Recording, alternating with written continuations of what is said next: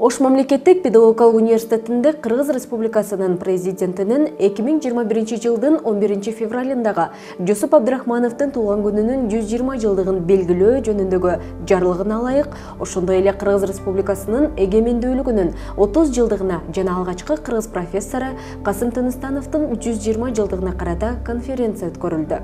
Аталган илимий практикалык конференция республикалык деңгээлде мамлекеттүүлүккө карай тарыхый кадам Жусуп Абдрахманов, Касым Тыныстанов аталышында уюштурулду. Жыйындын ачылуу аземинде алгач куттуктоо сөздөрү сүйлөнүп, аны улай көрүнүктүү тарыхый инсандардын тарыхый тагдырын чагылдырган документалдык тасма көрсөтүлдү. Жогорудагы 137 киши эске келет. Бирок бул 137 киши эң алгачкы ачыкка чыккан репрессия курмандыктары гана болчу. Андан сырткары 20-жылдардан 50-жылдарга чейин жалпы жонунан 40 000 киши атып өлтүрүлүп, дайынсыз жерлерге көмүлгөн. 100 000 дегендери сүргүнгө айдалып, мекенине кайтпай калган. Андан соң иш-чара пленардык жыйын менен коштолуп, мындай жалпы 6 макала окулду. Алгач тарых илимдеринин кандидаты профессор жана президенттин аппаратынын алдындагы Мурас фондунун төрагасы Кыяс Молдокасымов өлкө бүтүндүгү келечеги үчүн күрөшкөн Жусуп Абдрахманов аталышында өз баяндамасын жасады.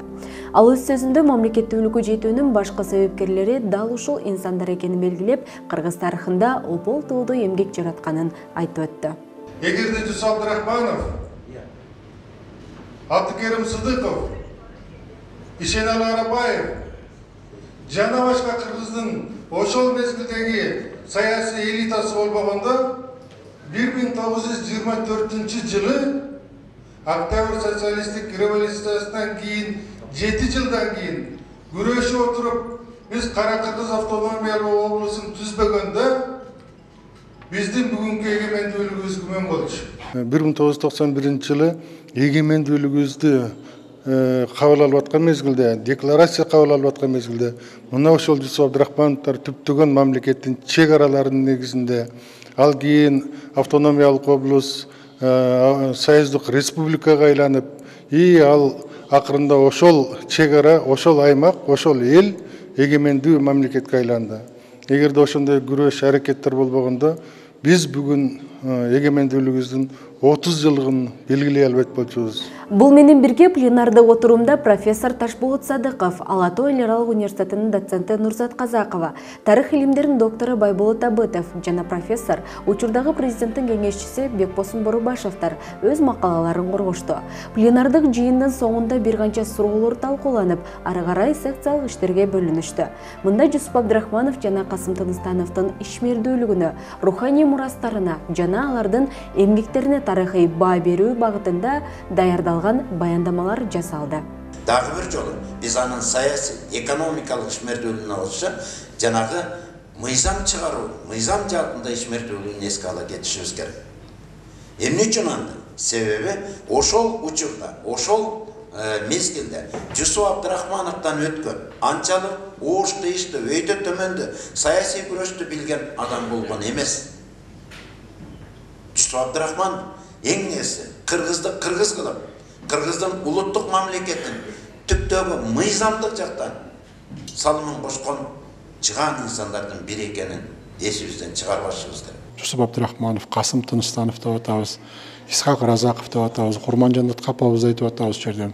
Мына ушул адамдардан биз үлгү алышыбыз керек. Алардын басып өткөн жолу, элине кылган кызматы, мына бул чоң маселе. Ошондон биз үлгү алышыбыз керек дагы, ошондон жыйынтык чыгарышыбыз керек.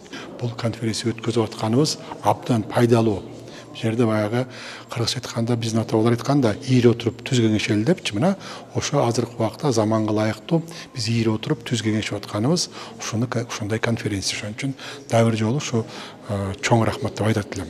Филология илимдеринин доктору профессор Ташболот Садыковдун айтымында кыргыз мамлекеттүүлүгүн түптөөдө жана аны өнүктүрүүдө кыргыз тилинин өнүгүшү негиздүү натыйжа болгон.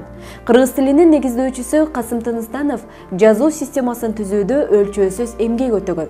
Анын тил илиминдеги мурастары, архивдери учурунда жоголуп бизге толук жетпегенин айтат. Ошондой эле тил менен тарых бул киндиги туташ бири-бирин толуктоочу жагдай экенин кошумчалайт. Тилде бир жана мен айта кеттим.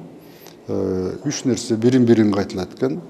Тилдин 1000 жылдан берки өнүгүш тарыхы, ойдон текстке өтүүнүн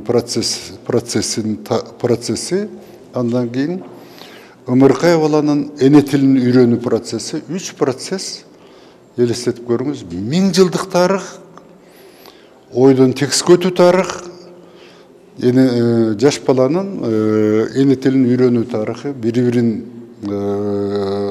кайталайт экен дагы купуя түрдө. Тил менен тарыхтын киндиги туташ экендиги, бири-бирин кайталай тургандыгы аныкталды. Секциялык иштердин жыйынтыгы менен конференциянын резолюциясы кабыл алынды. Соңунда конференциянын активдүү катышуучуларына жана мыкты макала ээлерине сертификаттар тапшырылып, иш-чара жыйынтыкталды. Белгилей кетсек, конференция окуу жайдын кыргыз тили жана адабияты тарых кафедрасы тарабынан уюштурулду. Кулпунай Мамасалиева, Рустам Батырбеков, Ошемпу жаңылыктары.